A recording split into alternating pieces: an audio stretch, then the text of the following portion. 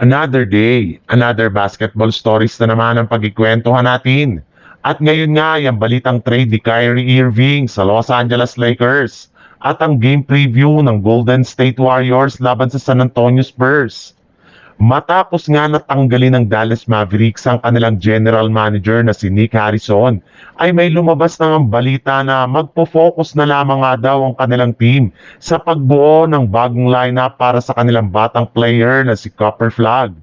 Ibig sabihin, posible nga na mag-rebuild na lamang ang kanilang team sa lalong madaling panahon.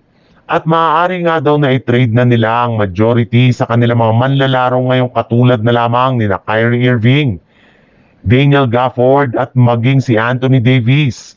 At kasabay nga ng paglabas nga ng ganyang klaseng balita ay may kumalat na rin naman nga po ngayon na balita na maaari nga daw na makuha ng Lakers ang matagal na nilang target na si Kyrie Irving upang sa ganon ay maitandem ito sa kanilang superstar na si Luka Doncic at LeBron James.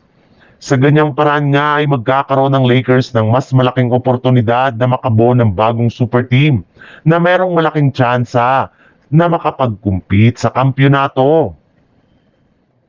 Sa ibang balita naman, pagkatapos nga na matalo ang Golden State Warriors kahapon laban sa Oklahoma City Thunder, ay didiretso na rin naman nga ang kanilang team sa lugar ng San Antonio Spurs para kalabanin sa isang back-to-back game ang kupunan ng Spurs ni Victor Wembanyama na napakaganda ng ipinakitang performance ngayong season.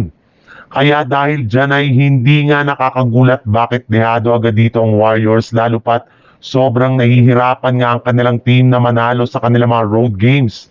Pero hindi rin naman nga ibig sabihin niya na matatalo na agad ang Warriors sa kanilang game ngayong araw. Dahil meron pa rin nga silang malaking tsansa na manalo kapag uminit ang shooting ni Stephen Curry at ang iba niyang mga teammates. Medyo galit na rin naman nga ang lahat ng mga manlalaro ngayon kaya inaasahan nga na magiging desperado ang kanilang team na manalo ngayong araw laban sa Spurs. Maglalaro nga na rin naman nga dito ang kanilang center na si Al Horford. Kaya meron na nga sila ngayong pantapat kay Victor Wembanyama.